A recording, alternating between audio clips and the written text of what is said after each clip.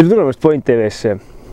Kevad on täie hooga aastasse sisse murdnud, loodus tärkab ja olemegi meie tulnud vaatama, kuidas see loodus siis ärkab ja kuidas seda siis kaugelt distantsilt vaadata. Sellest täna räägimegi. Teadupärast elus loodus ehk siis loomad ja linnud vaatlejat endale väga lähedale ei lase. Aga selleks, et sellest kõigest siiski osa saada, on olemas tänuväärsed abivahendid, nimelt binoklid. Täna räägime lähemalt paarist Pentaxi binoklist. Pentax on tuntud kui kaamerate tootja, aga samas on ta täpselt sama tuntud ka binoklite tootjana. Ja sellest siis täna täpsemalt räägimegi, milliseid mudeleid valida, mille järgi valida ja milleks need head on. Mul on siin käes praegu üks Pentaxi binoklitest, Pentaxi 10x50 PCF VP2. Mida see siis tähendab? Kõigepealt binoklite puhul esimene arv ehk siis 10 tähendab vaati suurendust. On ta siis 10 korda, on ta siis 7 korda. Järgmine arv ehk siis korda 50 tähendab välimise läätse läbimõõtu. See on siis oluline sellepärast, et mida suurem on see välimise läätse läbimõõt, seda hämaramas on temaga võimalik vaadata, mida selgem ja puhtam kujutis. Käesoleva mudeli nimi on siis PCF VP2. Et keerulise nime taga tegelikult peitub kõik oluline informatsioon. P-täht tähendab, et tegemist on porroprismaga. Ehk siis, kui me vaatame binoklit, siis me näeme, et see toru on nagu liigendatud. Et on meil siin see okulaar, mis sisse vaatame, ja on siis ülejäänud binokli osa. Sellised binoklid on tavaliselt suured ja rohmakad. C ja F tähendab tegelikult siis center focusing ehk siis keskmestatud nagu teravustamine ehk siis siit ühest rullist keerates saame siis teravustada. Ja VP tähendab meil, et on waterproof ehk siis veekindel. Ehk siis siin ka kleepsus näitab, et ei kardada ei lund, vihma, vett ega udu. Et looduses liikujale väga hea valik. Veel olulist binokli juures on see, et okulari ümber siin on sellised nagu rõngad, mida saab sisse ja välja keerata. See on siis oluline prillikandjate jaoks. Et kui te kannate prille, siis keerate selle siia sisse ilusti. Kui te prille ei kanna, siis keerate välja, et nõnda siis hoiate selle okulari silmadest õigel kaugusel. Lisaks sellele on Pentaxi binoklitel ka teravustamine eraldi silmade järgi. Ehk siis tihtipeale inimese silm, üks silm näitab ühtemoodi, teine näitab natukene teistmoodi ja selle jaoks on siis veel eraldi ühe okulari teravustamise rõngas. Et teravustatakse siis niiviisi, et kõigepealt kaetakse kinni parem pool, teravustatakse vasaku silma järgi siit keskelt rõngast ilusti ära, seejärel kaetakse kinni vasak pool ja teravustatakse siis, ehk siis peenäälestatakse parempoolne okular. Ja nõnda siis saame ühtlaselt terava ja korraliku kujutise. See oli siis Pentaxi porroprismaga PCF VP2. Järgmiseks on mul siin tegelikult järgmine binokkel Pentaxi DCF ED. Et see on nüüd siis samamoodi 10-kordse suurendusega ja 50 mm läbimõõtuga läätsed. Aga nüüd on siin vahe on hästi näha, et kui üks on meil porroprisma ja teine on siis katusprisma, et on kohe väljast selgelt näha nende erinevus. Millest see täpsemalt seisneb veel, sellest siis järgmisena räägimegi Pentax DCF ED binokli juures.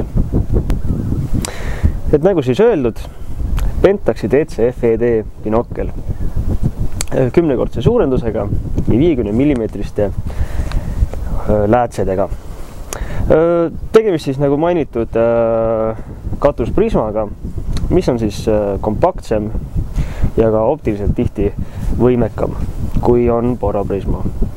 Selle binokli eripäraks on veel ka see, et need läätsed, mida siin sees on kasutatud, on nii-öelda ED ehk siis eriti madala dispersiooniga läätsed, mis tähendab seda, et kujutis on selgem, terava joonega ja puhtam. Samuti on ka see binokkel meil ilmastikukindel ja veekindel, ehk siis ei kardada ei udu, vihma, vett ega lund.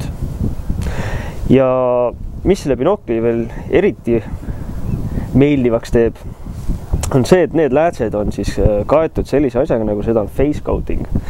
Face coating ehk siis faasilise korrigeerimise kate tähendab seda, et kui valgus muidu, eks ole, erinev lainepikkus murdub erineva nurga all, siis see faasiline vääristus tähendab seda, et see valgus pannakse lõpuks koonduma kõik täpselt ühte kohta. Ehk siis ükskõik, mis värm lihtsalt läbi ei murdu, kõik jõuab silma nagu ühel lainepikkusel ja pilt on selge ja terav. Järgmiseks binokliks on siis Pentaxi Marine 7x50. Tegemist siis 7-kordse suurendusega ja jällegist 50 mm välimiste okulaaridega. Nagu binokli nimi Marine ütleb, on siis eriti ideaalse lahendusega purjetajatele või mereliste hobidega inimestele.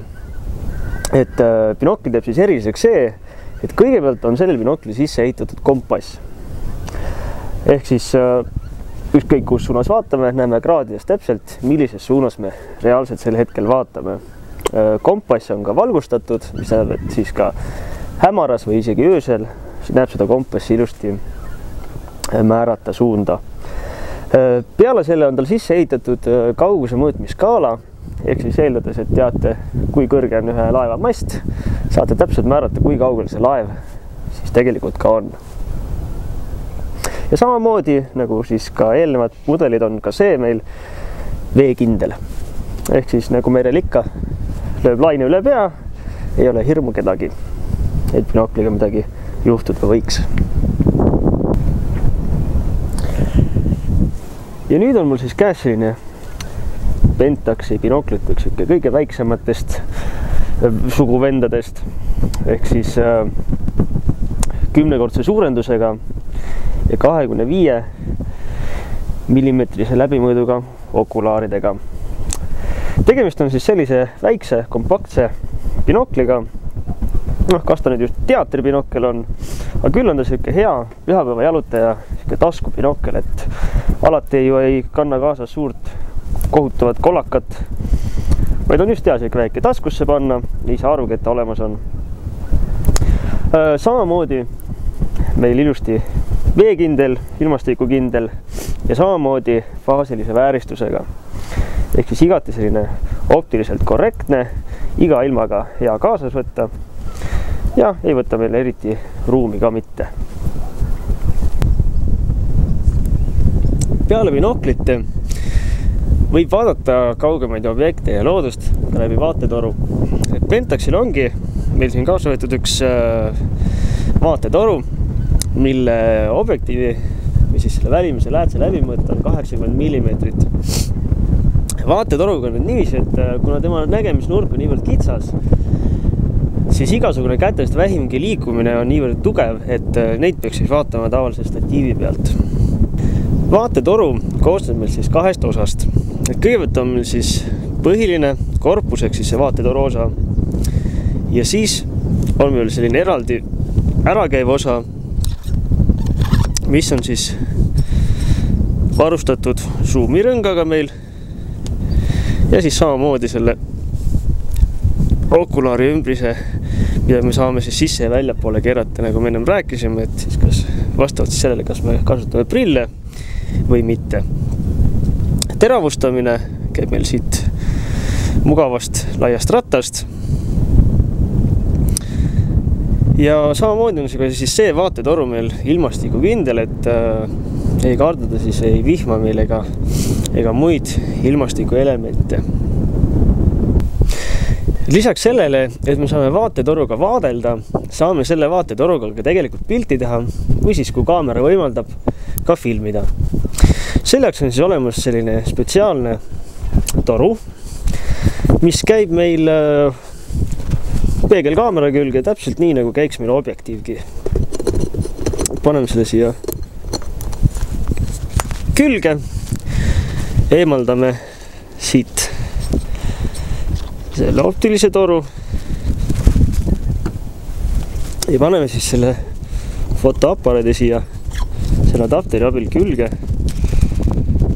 ja nüüd saame siis oma vaadeldavast objektist näiteks pilte teha või siis saame vajadusel kas või filmida. Vastavalt siis sellele, mida me teha tahame.